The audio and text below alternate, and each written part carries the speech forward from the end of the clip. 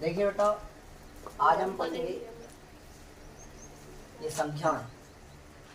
पहली पढ़ना है हमें प्राकृत संख्या, जिसे नेचुरल नंबर कहते हैं। फिर पूर्ण संख्या, होल नंबर। इसके बाद हम पढ़ेंगे पूर्णांक संख्या, फिर सम विषम, ऐसे करके ये 10 संख्याएं इम्पोर्टेंट हैं। एक और है सहअभाज्य, ठीक है। लेकिन अभी हम फिलहाल ये 10 संख्याओं को देखते हैं। ये आपने नोट कर ली थी? करें आप? चलिए,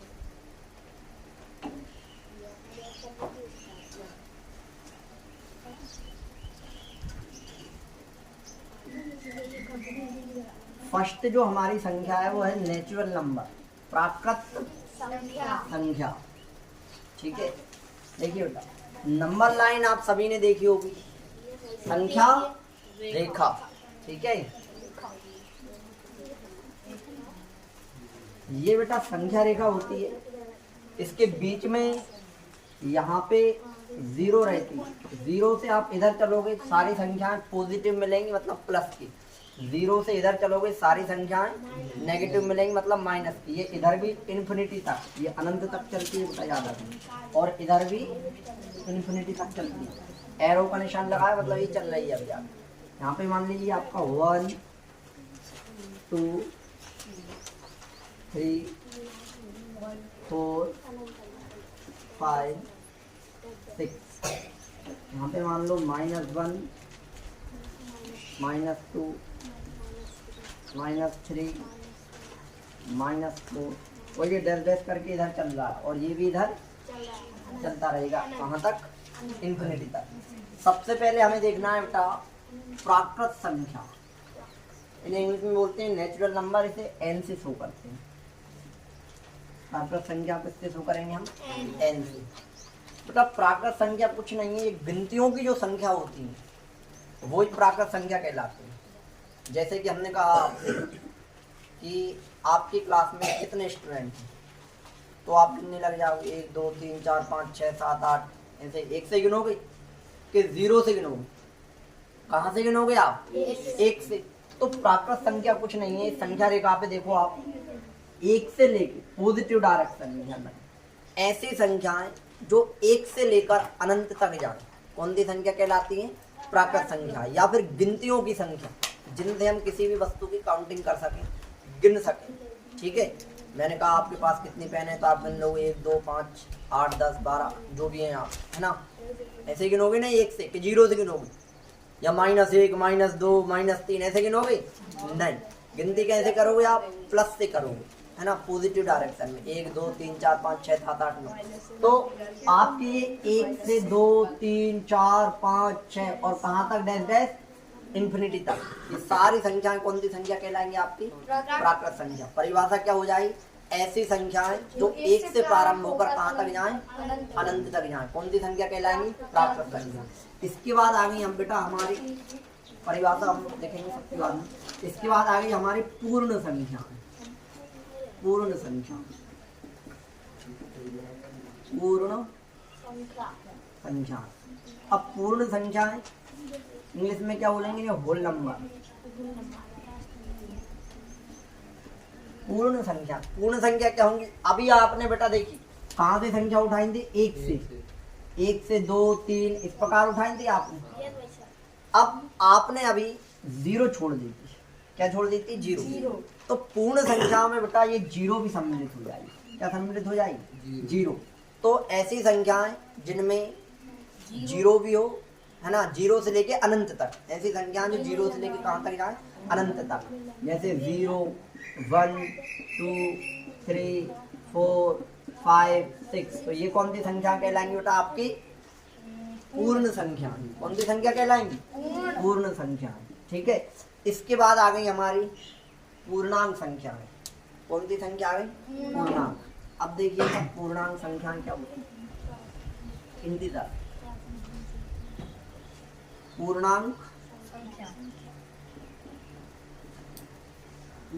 संख्या बेटा, पूर्णांक संख्याएं देखिए अभी हमने कहाँ से उठाई थी? पूर्ण संख्याओं में 0 से उठाई थी और अनंत तक। इधर आए थे क्या हम? नहीं आए थे। तो पूर्णांक संख्याएं कुछ नहीं है, ऐसी संख्याएं हैं जिसमें ये माइनस वाली संख्याएं भी हैं, नेगेटिव नंबर भी हैं, और ये प्लस वाली संख्याएं भी हैं, इधर के भी है पॉजिटिव नंबर भी हैं, और ये जीरो भी है ना, जिनमें माइनस की संख्याएं भी हो, प्लस की संख्याएं भी हो और जीरो भी हो। ऐसी संख्याएं क्या कहलाएंगी बेटा? पूर्णांक संख्या। ठीक है, पूर्णांक में से अपन दो प्रकार के बोलेंगे, इधर के ये कहलाएंगे धनात्मक पूर्णांक और ये कहलाएंगे ऋणात्मक पूर्णांक। धनात्मक पूर्णांक 1 से तो अनंत तक और ऋणात्मक पूर्णांक -1 से तो अनंत तक। पूर्णांक भी दो प्रकार के होते हैं, एक धनात्मक और एक ऋणात्मक। और पूर्णांक संख्या, टोटल पूर्णांक अपन बोले तो क्या बोलते, परिभाषा क्या दे सकते हैं? ऐसी संख्याएं जिनमें धनात्मक, ऋणात्मक एवं शून्य सम्मिलित हो। कौन सी संख्या कहलाती है? पूर्णांक संख्या। जैसे -1, -2 है ना, -3 और वहीं से चले आपकी 0, 1, 2, 3। मतलब ये बेटा ये भी माइनस में कहाँ तक चलेंगी? इन्फिनिटी तक। और ये प्लस में भी कहाँ तक चलेंगे? आपकी इन्फिनिटी तक, है ना, अनंत तक।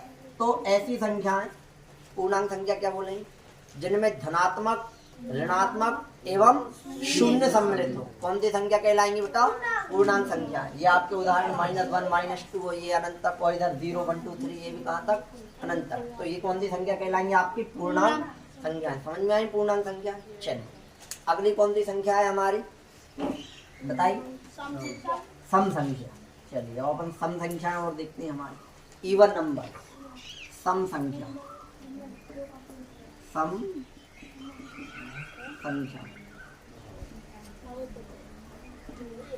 इंग्लिश में बोलते हैं बेटा इवन नंबर। अब इवन नंबर देखिए, बिल्कुल आसान है। आप इधर देखिए बेटा, इवन नंबर यहाँ से अपन गिनते गिनते 1 से प्रारंभ करते, तो आप 1 छोड़ के 2 के बाद फिर 1 छोड़ दो 3, है ना, 3 को छोड़ के फिर क्या आ गया? 4, फिर 1 छोड़ दो 5 को छोड़ दे फिर क्या आ गया? 6, फिर 1 7 को छोड़ दो फिर क्या आ गया? 8। मतलब इवन नंबर ऐसी संख्याएं जिनमें बेटा 2 का पूरा पूरा भाग चला जाता है।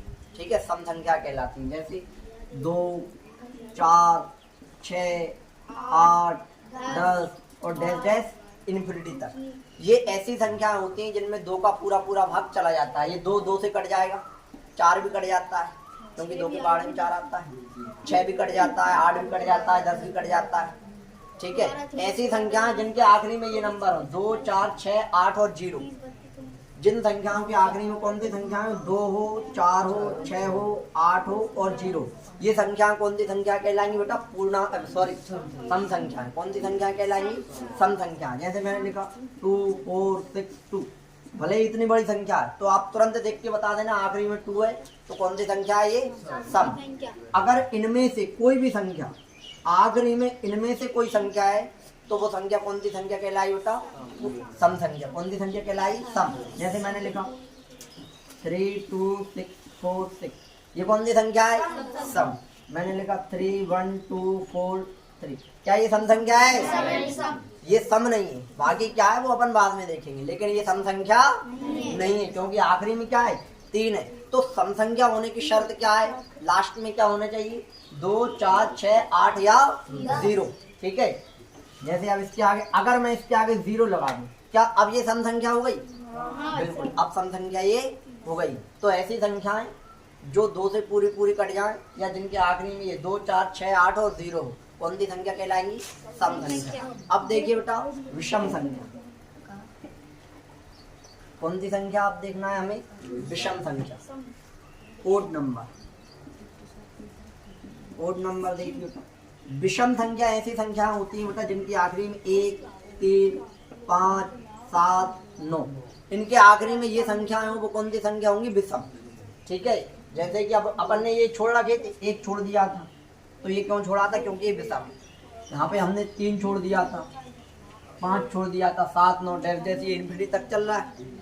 तो जिन संख्याओं के बेटा अंत में 1, 3, 5, 7, 9 ये संख्याएं वो कौन सी संख्या कहलाएंगी? वो विषम संख्या। जैसे मैंने लिखा 3, 4, 6, 8, 2, 7। अब आप लास्ट में देख के बता देना इकाई के स्थान, इधर इकाई के स्थान पे देखना है आपको, वंश के स्थान। तो इकाई के स्थान पे क्या है? 7 है। तो ये कौन सी संख्या है? विषम संख्या। ठीक है, तो आप याद रखना जिन संख्याओं के आखिरी में 1, 3, 5, 7, 9 हो वो कौन सी संख्या कहलाएंगी? विषम संख्या। जैसे मैंने लिखा 2, 4, 6, 2, 3, 4, 1, 2, 8, 3, 7, 2, 6, 5, 2, 7, 6, 4, 0। ये वाली कौन सी संख्या है बताइए? सम है या विषम? विषम। और ये वाली सम, और ये वाली सम, और ये वाली विषम। वेरी गुड, समझ में आई सम और विषम? ठीक है। इसके बाद कौन सी संख्या लिखवाई थी अपन ने? भाज्य और अभाज्य। Very good. भाज्य अभाज्य संख्या, अरे सर नंबर लाइन निकाल दो। भाज्य अभाज्य,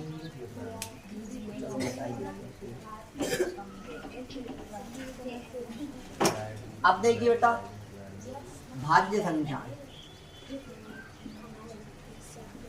भाज्य संख्या इसमें क्या बोलेंगे इसे? भाज्य संख्या को क्यों? Composite number. क्या बोलेंगे बेटा? Composite number. भाज्य संख्या बिल्कुल आसान बेटा। ये ऐसी संख्याएं होती हैं भाज्य संख्याएं जो एक और स्वयं के अलावा किसी अन्य संख्या से भी कट जाती है, भाज्य संख्या कहलाती है। जैसे कि देखिए आप, ये 4 मैंने लिखा, ये 4 बेटा एक तो 2 से भी कट सकता है। देखो 2 दूनी 4, एक 4 आपका 4 से भी कट सकता है, और एक 4 आपका 1 से भी कट सकता है। कट सकता है कि नहीं कट सकता है? एक का भाग तो प्रत्येक संख्या में जाता है, 1 से तो प्रत्येक संख्या कट जाती है, और प्रत्येक संख्या खुद से भी कट जाती है। जैसे मैंने 3 लिखा, ये 3 से कट जाएगा, ठीक है, लेकिन ये भाज्य संख्या नहीं है। ठीक है, तो ऐसी संख्याएं जो एक एवं स्वयं के अलावा किसी अन्य संख्या से भी कट जाए, कौन सी संख्या कहलाती है बेटा? भाज्य संख्या। जैसे मैंने लिखा आपका 8, ये भाज्य संख्या है क्या?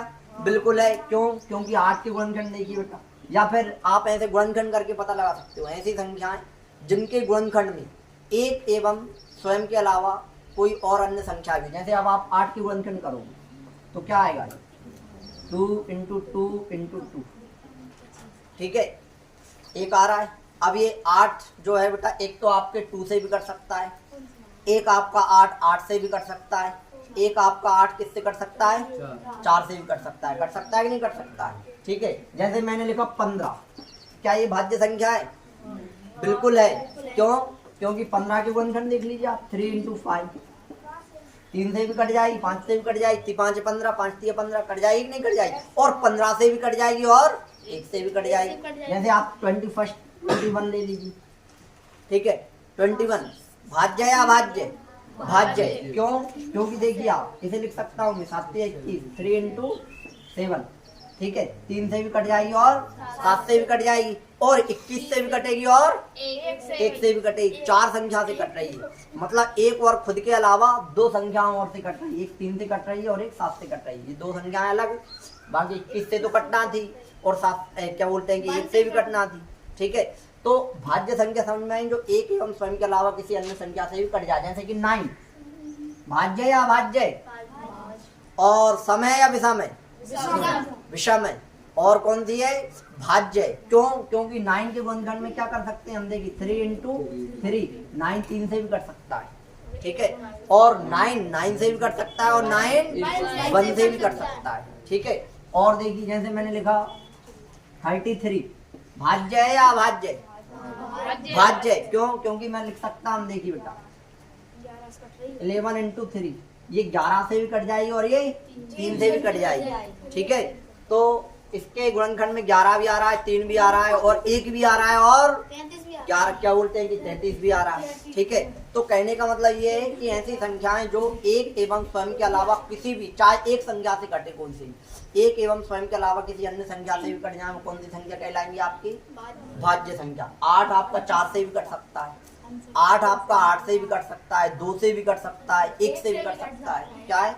भाज्य संख्या। ठीक है, चलिए अब देखते हैं हम कौन सी? अभाज्य। अभाज्य, इसके आगे आ लगा देते हैं, इतना बड़ा लिखने की क्या आवश्यकता? Prime number. प्राइम नंबर देखिए, अभाज्य संख्या देखिए। अभाज्य संख्या बेटा ऐसी संख्या होती है जो एक एवं स्वयं के अलावा किसी अन्य संख्या से कटेंगी ना। जैसे कि देखिए बेटा 2, एक और खुद के अलावा किसी से कटेगा? 2 नहीं कटेगा, ठीक है। जैसे कि 3, एक और खुद के अलावा किसी से कटेगा? नहीं कटेगा। 2 का गुणनखंड क्या होगा? 2 × 1 ही होगा। 2 के में 2 तो आएगा ही, और 2 1 से भी कटेगा। ये 2 क्या है? संख्या खुद है, और 1 क्या है? 1 से प्रत्येक संख्या कटेगी। जैसे हमने लिखा 5 × 1 ही लिख सकते हैं। 5 केवल 5 से कटेगा और 1 से कटेगा। हमने लिखा 17, ये केवल 17 × 1 लिख सकते हैं। 17 से कटेगा और 1 से कटेगा। इसके गुणनखंड में इनके अलावा कुछ और आ रहा है? नहीं आ रहा। एक तो संख्या खुद आ रही है 17, दूसरा 1 आ रहा है। ऐसी संख्याएं जिनके गुणनखंड में क्या बोलते हैं कि स्वयं के अलावा कोई अन्य संख्या ना हो, वो संख्या आपकी कौन सी संख्या कहलाई? अभाज्य संख्या। या ऐसी संख्याएं जो खुद के अलावा किसी और संख्या से कटे ही ना, ये कौन सी संख्या कहलाएंगी? अभाज्य। और भी हो सकती है, जैसे आपकी और क्या हो सकती है? 29 देखिए, किसी के पहाड़े में आता ही नहीं। 29 को केवल हम 29 को हम केवल 29 × 1 लिख सकते हैं। 39 आता है ना? बिल्कुल। 39 अभाज्य नहीं बेटा, भाज्य है। 39 किससे कट सकता है? 3 से कट सकता है। आप गुणनखंड कर लीजिए 39 के, देखिए ऐसे करके देखिए। 3 एकम 3 और 3 तिया 9 और 13 से काटी, 13 एकम 13। तो 39 को लिख सकता हूँ 3 × 30। तो 39 देखिए, 39 से तो कटेगा ही, 1 से भी कटेगा, 3 से भी कट जाएगा और 13 से भी कट जाएगा। तो ये कौन सी संख्या हो गई? भाज्य हो गई ये। 39 अभाज्य नहीं। लेकिन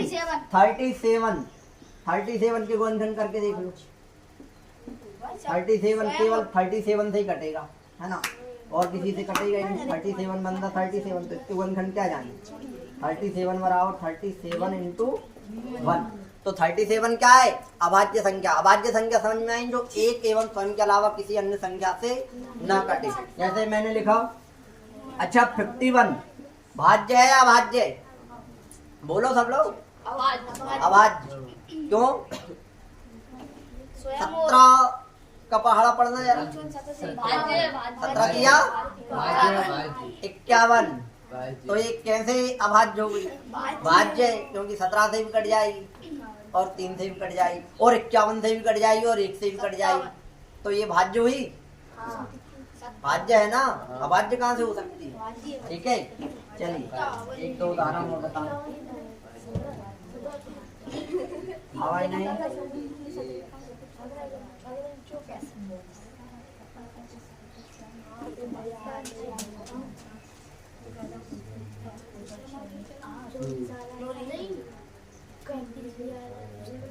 बताओ कौन कौन सी इसमें भाज्य और कौन कौन सी अभाज्य?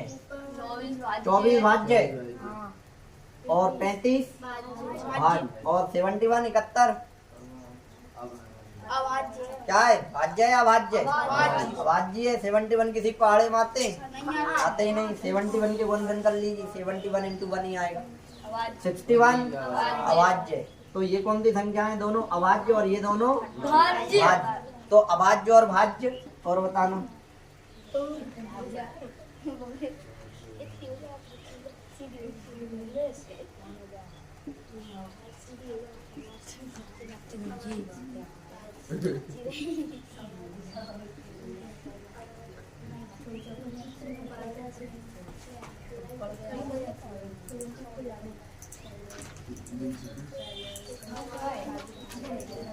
चलो इतनी संख्या लिखी, इनमें बताओ कौन कौन सी भाज्य? पहली ये पहली से भाज्य हो गई और ये भाज्य हो गई, ये अभाज्य और ये भाज्य और ये अभाज्य और ये अभाज्य। 19 किसी के पहाड़े में नहीं आता, कटता ही नहीं है, तो ये भी कौन सी है? अभाज्य। 22 भाज्य, 41 अभाज्य और 43 अभाज्य।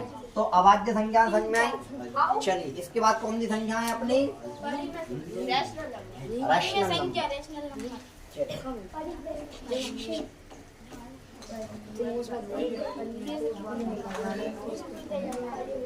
आवाज नहीं। परिमेय संख्या देखिए, परिमेय संख्या,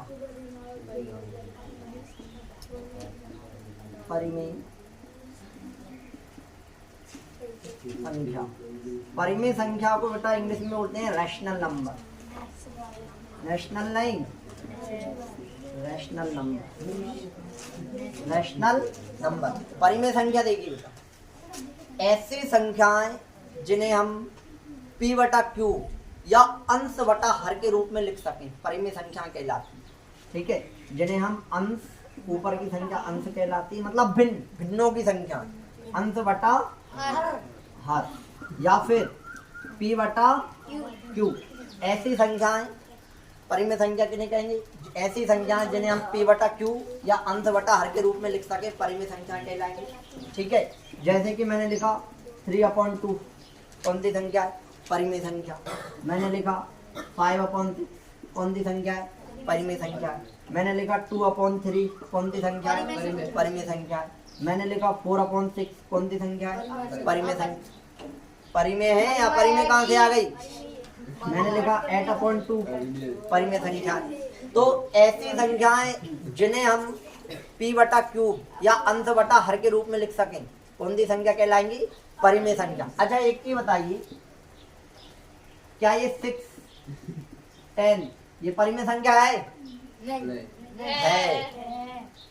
प्राकृत संख्या भी है और सम संख्या भी है और भाज्य संख्या भी है और ये परिमेय संख्या भी। परिमेय संख्या कैसे है जरा ये देखिए।